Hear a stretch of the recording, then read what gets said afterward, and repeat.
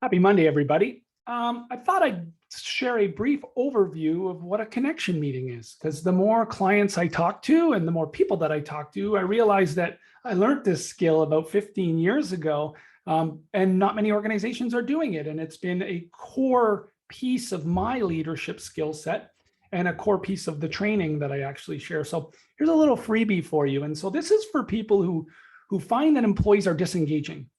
They find that their team is stuck. They find that their team is shutting down on them as a leader a little bit. And this video is also for those of you who are in that role with your boss today. Yeah, losing a little bit of trust. You don't think they understand you. And so what I'm going to do is I'm going to share what a connection meeting is at a high level, so you can take that back into the workplace, whether you're the leader of the team or the employee of the team, and ask for a connection meeting. So here goes. Connection meeting has 5 key points. First off, try and do a connection meeting when an employee starts in the organization. Try and do it within the first 30 days. And as I explain the steps, you'll understand why.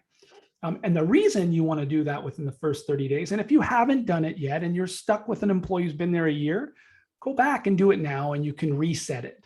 But ideally, you want to start with it in the first 30 days. And here's the reason why. It's all about opening an emotional bank account. Okay. And an emotional bank account means that there's going to be deposits and withdrawals, and you want to avoid emotional bankruptcy with your team member. Deposits look like, hey, what works for you? What kind of development do you need? What type of leader do you like to see? What type of leader do you not want to see? How do I give you development and clarity in your role? Withdrawals look like, hey, you're struggling a little bit. I got to give you some harsh feedback here that you might not like, but it's really to help you grow. I need a special project out of you, and it's going to be a lot of work. Or I need you to take on a task that I know you don't want to do, but I think you're the best person for it. Those are all emotional withdrawals in your relationship. And so ideally, you want to have more deposits, then you have withdrawals, so you don't get into bankruptcy. And some of you may be in emotional bankruptcy with your boss today or with your team member today. And this connection meeting will get you back on track. So let me talk to you about the 5 steps in a connection meeting. So number 1, the first thing that I always start with is I say, okay, give me a little bit of your background when a new employee comes to the organization. And yes, they do it in the interview, but I want to reiterate that as their support person, their boss, their leader, whatever you want to call it. And the reason I want to do it is it's strategic. The first deposit I want to make is you don't have to prove yourself coming in, because employees get stuck on trying to figure out what you want as the boss and make sure they're valued and show their competency. I will do that in my performance, but what I don't want to do is carry that stress coming in the door. Whereas if I ask the questions of where you've knocked it out of the park in past roles and how did you do it? Now I can recognize that behavior as a leader, and recognition is transferred from the employee now who knows, hey, my leader knows I can do a good job. There's a track record here. So I don't have to teach them or convince them that I can do the role. And so right away, you get past that. Do they trust me, recognize me, value me? Number 2, always, what does a good leader look like to you in your past? And tell me why. What was their style? And also tell me about your worst boss. What did they do that you never want to see again? And let me be transparent on why I'm asking. I want to give you a little more of what you like in a leader so you can thrive here and hit all the expectations. And I want to stay away from the stuff that you didn't like. And just to be clear, if there's something you didn't like that I know I'm going to do, I'm going to be clear with you and tell you that that's a function of my leadership role. But usually you can steer away from the negative stuff. And so now I know who you are coming in and I value it. I also know what you want to see out of leadership and what you don't. And now we get on to the 3rd step that is very much, talk to me about what you think I'm expecting. So let's get that out on the table of what I'm expecting as a leader. What are the measurables that you think I'm expecting? What do you think I'm expecting you to do? When do you think I'm going to say good job? And when do you think I'm going to say, you missed the mark? And set expectations and get clarity on those expectations. That allows the employee to hit the ground running saying, I know what success looks like. I know what I'm expected to do here, and I have clarity on that. So there's no questions of, did I do a good job or not? Because I know what the boss wants to see. Number 4, this is the most powerful one, I think, of the 4 steps, is talk about personal recognition. And here's what I mean by that. Ask the employee what they like to do outside of the workplace. What do life priorities look like? What brings them joy?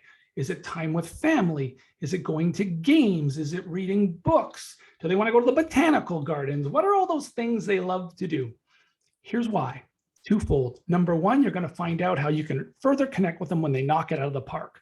So I'm Mark Pettipaw. I'm a huge Habs fan. You think you're doing a good job by sending me to the Leafs and Bruins because I knocked the budget out last quarter. It's cool, but they're also two of the teams that aren't my favorite teams. But that's nice of you. Now, if you've asked me and you know I'm a diehard Habs fan and the Habs are in town and you give me tickets to that game and you say, very specifically, great job with hitting Q3 sales targets. I love the way you trained your team to sell the new product in that training seminar that you did when you went through all those behaviors. So very specific feedback that recognizes what I like to do. Two things. One, I'm going to be pumped as all heck to go to the Habs game. But two, I'm going to go, this is a leader who understands me. They didn't send me a gift card to the mall. They didn't send me a gift card to Amazon or whatever that looks like. They get me. And so when I do something that's huge, they personalize it. And I want to continue to deliver so I can get more personalization. Second part of that is when I tell you what I love to do, I may say, you know what, Friday nights for me, it's like the kids are busy. One of my little guys has hockey on Friday nights, but it's early, it's 5 o'clock. I usually miss that practice. I understand that's part of the role of working till 5, but if there's any flexibility there where I could work a half an hour later and get out of here at 4:30 to get to his practice, boy, that'd be pretty awesome. Now, you cannot step on what I call a sacred cow. So if you agree to that, and the next 4 Fridays, you keep me in the office till 5:15, and all of a sudden I'm showing up frustrated as an employee, you can go back to your connection meeting notes and go, oh man, I've been keeping him around on Fridays. He's missing his kid's practice. I agreed to that, and he has done his job and stayed till 5:30 on Thursdays. I got to reset that. And so you can stop the emotional bank account withdrawals and reinforce the deposit. Now, it's okay to say once in a while, hey, I know you want to go to Griffin's practice on Friday night, Mark, but boy, we got a big one here, and it's going to take us till 5:30 on Friday this week. I need you. Can you stick around, or I'm going to need you to stick around? Now, that's an occasional withdrawal that's recognizing the deposit. The emotional bank account doesn't go into bankruptcy. Okay, so that's number 4.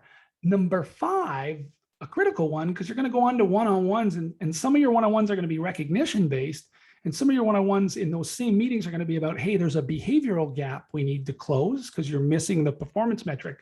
Is how do you want feedback? How do you like to receive it? What forum? How close to when I saw the behavior happen? Is it live? Is it just save it for our one-on-ones? Is it on email? Is it phone call? Is it the whole description, or you want to write between the eyes? Like, what is it that you best respond to change a behavior? And that's always number 5. Now, I said there were 5 steps. I always like to finish the connection meetings and even the one-on-ones with an open forum. Like, hey, we talked about a lot. Thank you for opening up. I feel like I know what you need. I feel like you understand what the job is. I hope you'll trust me now that we have this same footing moving forward so you can be successful and the business can be successful, and be open to that coaching in the one-on-ones because I know how you want to receive it. But is there anything we didn't talk about you might want to tell me today? And I always grant the employee that opportunity. Nothing may come up. It usually doesn't when someone's just starting. But if you're revisiting, right, because you haven't done this process yet, and the employee's a year and a half in and they've shut down to your coaching, watch the power of that open forum. If you can really create an environment where they'll open up after the hour of asking those questions that they've never heard from you before. And they may say, listen, I don't know how to tell you this, but I sometimes find you a little condescending. Now, as a leader, you got to go, whoa, okay. One, I've got to accept the feedback because I asked, but I got to drive down to the behavior for me to correct. Well, why do you feel that way? Well, Mark, sometimes like you kind of give recognition to the entire group, and you kind of look at me to the side, even though you're not putting me down in front of the group. You're kind of making me feel that way. It's a little condescending. Oh, okay. And so that open forum may be an opportunity. So again, the connection meeting, the emotional bank account. Now you'll find employees might be a little more open to your coaching. They might shut down a little less frequently. And if they do shut down, you got a template to go back to and say, why? Am I not giving them the leadership they asked for? Am I replicating the behaviors of bad leadership? Oh my God. Am I stepping on the sacred cow? Am I not giving them recognition that connects? And now you got something to go back to re-engage that employee. Hope that helped. Hope you have an amazing, amazing Monday, everybody.